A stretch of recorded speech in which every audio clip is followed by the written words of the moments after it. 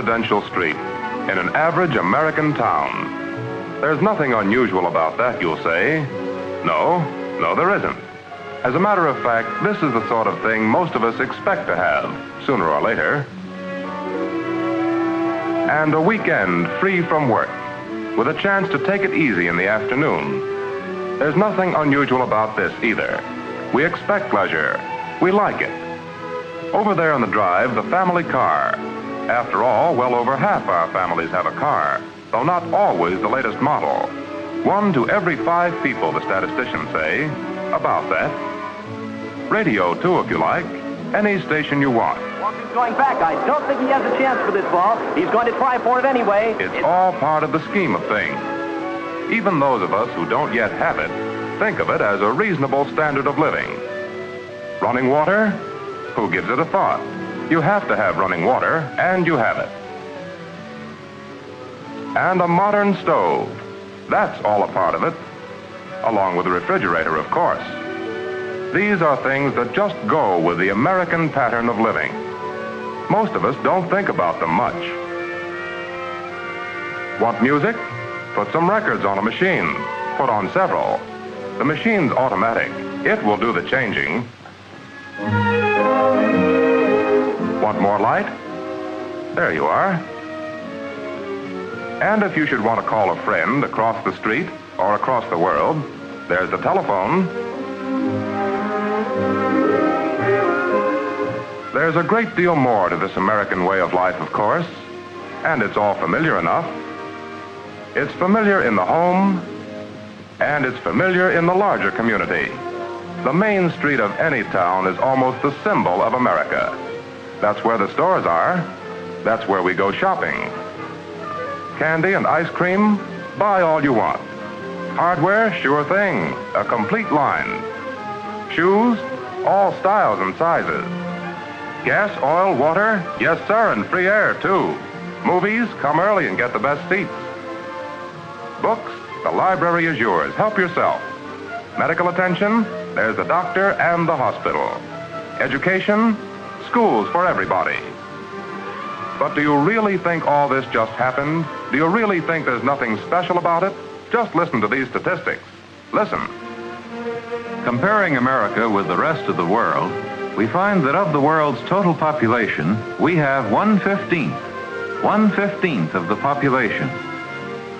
Of the world's natural resources, our share again is roughly 1/15. But of all the goods and services produced in the world, we in America turn out over 1/3. 1/3 of the goods and services. Those are the figures for the overall comparison. Now let's compare America with other countries in terms of what the individual can buy for a given amount of work in a normal peacetime year.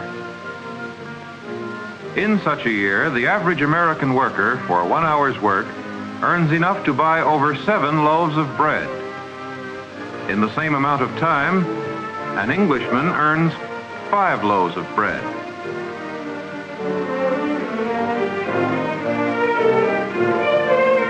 While an American worker is earning over 2 pounds of meat, a Russian worker earns only 1/3 of a pound of meat. Or, to take an item of apparel, an American, in a little over 12 hours' time, earns almost 4 pairs of plain work shoes. During that time, a Frenchman earns only 1 pair.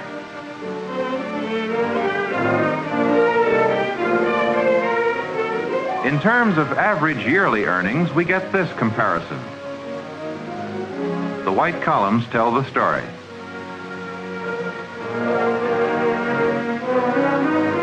We'll come back to more statistics later. Right now, the question is, why is the American income so much higher than the others? A very simple example will help to answer that question. Here's a man making a bottle. He's making it by hand. Take a good look at what's involved.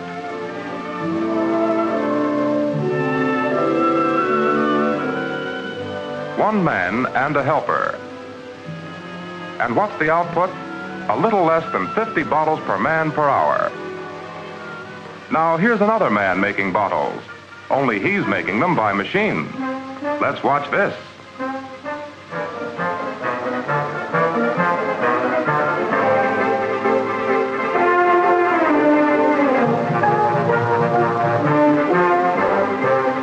One man, one machine. The output, over 4,000 bottles an hour. Why is the American income higher? This is part of the answer. We've learned to use machines. We use machines to make our clothes. We use machines to grow our food. With machines, we lay down concrete. With machines, we tear up concrete. Printing, that's a machine job. Bookkeeping, that's a machine job.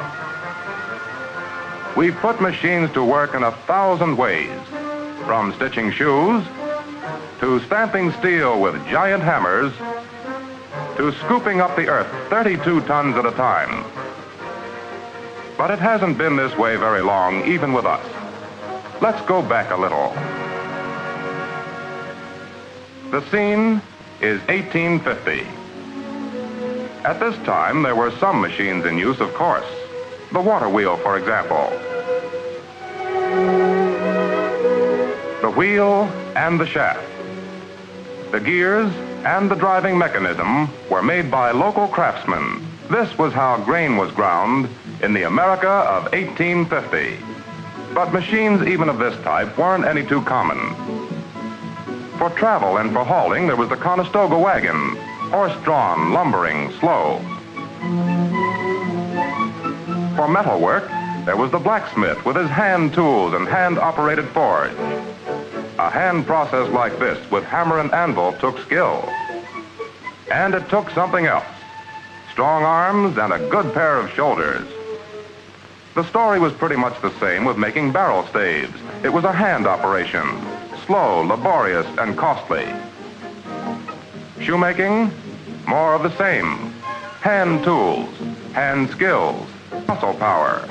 It took time, and it was tedious work. To plow your land, you followed behind a good, strong team of oxen. That was the scene in 1850. Let's see how it looks to the statistician. To summarize the situation in 1850, let's see how the work was divided among animal power, manpower, and machines driven by wind, water, and fuels. Animal power, 50%. Manpower, 20%. Machine power, 30%. That's how the work was shared, with animals and men doing very much more than machines. Taking all the work that was done, what was the average per worker in terms of output per hour? 27 cents worth of goods and services measured in present-day buying power. That was our productivity in 1850. 27 cents worth of goods and services per man per hour. That's how it averaged out. What did that mean in terms of the standard of living? What did a productivity of 27 cents per man hour mean to the general scheme of things? What did it mean? For the farmer, it meant long hours for a low yield. It meant crude implements and a primitive agriculture. To the housewife, it often meant the difficulty of cooking before an open fire, the fuel being wood that had to be cut by hand.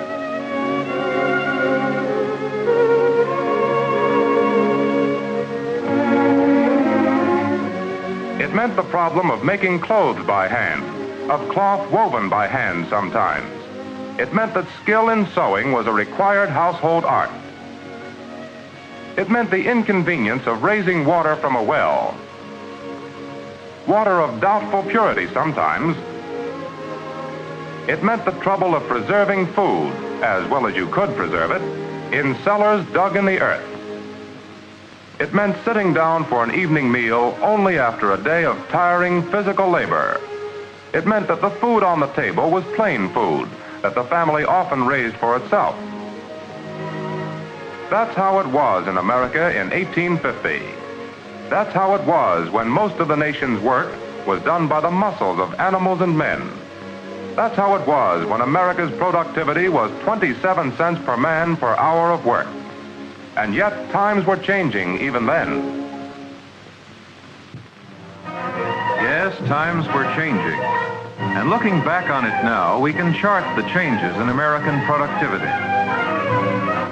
27 cents worth of goods and services per man per hour in 1850, but rising year by year, slowly but steadily. The 1860s, more sailing ships displaced by steam, steel taking the place of iron, and productivity rising.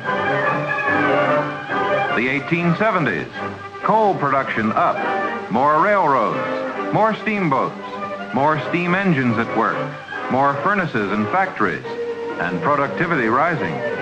The 1880s, telephones coming in, more machine tools in use, more and better machines, and productivity rising.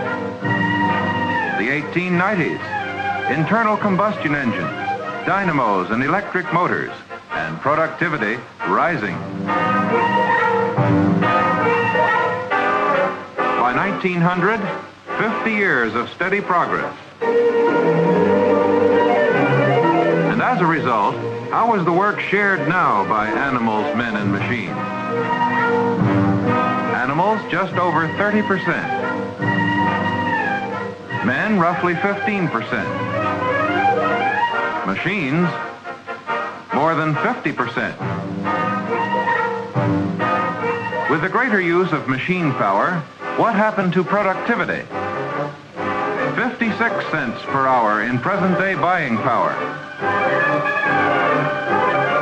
56 cents worth of goods and services. That was our output per man per hour at the turn of the 20th century. 56 cents worth of goods and services per hour.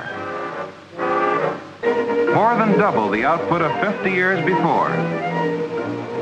What was the key to plenty? We were beginning to find the answer. Put the resources of the earth to work. That was part of the answer. And in the years that followed, more than ever before, we dug into the earth to tap its reservoirs of power.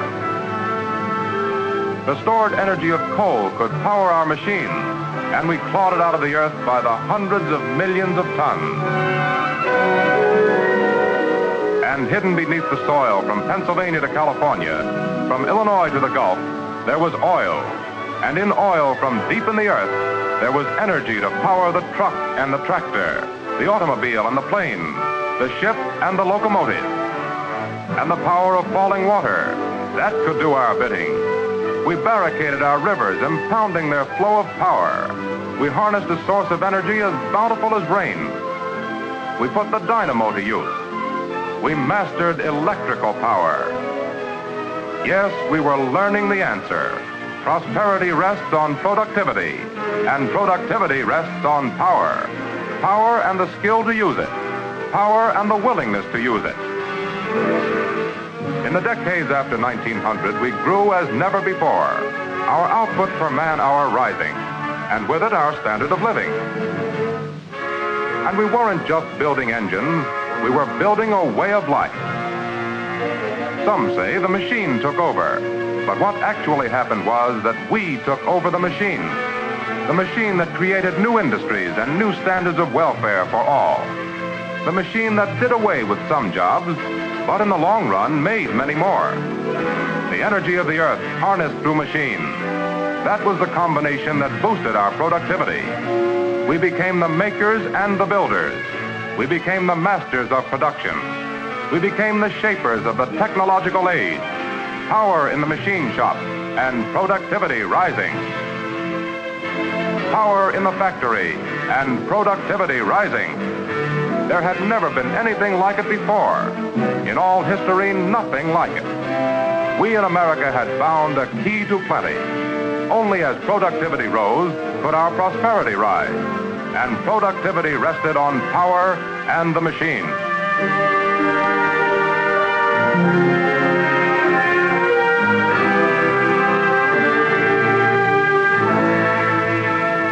We built the greatest productive plant the world had ever seen.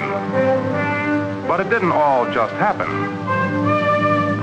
Investors, big and little, who put up the capital required to expand our productive capacity, they were all behind it. Men of science, research, and invention, they were all behind it. Engineers and technicians, men of industrial know-how, they were all behind it. Management, sales, and advertising executives, they were all behind it. And the millions and millions of Americans who make up our labor force, they were all behind it. That was the combination that gave us what we have. Let's see how the picture today looks to the statistician. If we summarize the situation today, we find our sources of energy divided up like this. Animal power, 2%. Manpower, little more than that. Machine power, 94%. That's our division of labor in America today. And what of our productivity? $1.40 worth of goods and services. That's our output per man per hour today. $1.40 worth of goods and services. Let's compare that with 1850. 5 times as much. Productivity up 5 times in a century of achievement. And with the rise in productivity has gone a reduction in working hours from 70 hours a week 100 years ago to about 40 hours a week on the average today. And most important of all, per capita income has matched the rise in productivity. 5 times today what it was in 1850. These things productivity has given us. These things and a standard of living without equal in the world. Well, do we take it for granted? Or do we realize how our output per hour, yours and mine, affects the goods and services we can buy, affects the kinds of houses we live in, affects the conveniences we can enjoy? Do we appreciate what productivity means to our physical well-being? Do we see what our educational system rests on? Do we understand what must be done to provide more recreation for all? Do we know how to offer youth an even greater future here on Main Street, USA? Well, so far the record looks pretty good. From 1850 to 1900, we doubled our productivity. From 1900 to the present, we improved the rate of increase until today our output per worker per hour is 5 times what it was a century ago. Can we do even better tomorrow? What do you think? One thing we do know, all of us will benefit as our productivity increases. If we want more income, more jobs, more leisure, we must see to it that nothing stands in the way of technological progress. Yes, we must all see to it. If there's a better way to plow the ground, we must use that better way. If there's an improved method of picking cotton that will increase the output per man per hour, we must use that method. If a machine can take the place of digging ditches by hand, we must use that machine. Wherever we have facilities that can be replaced by more efficient equipment, we must use that equipment.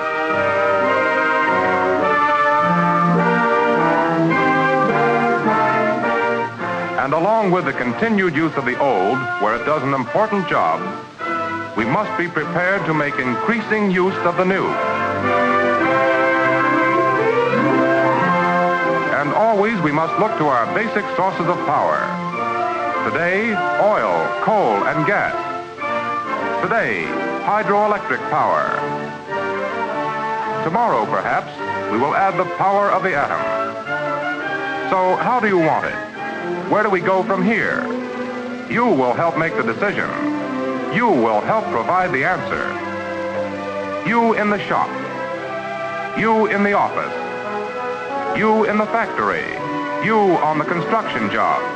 You designing dresses. You designing machinery, the record is plain enough. Productivity is the key to plenty.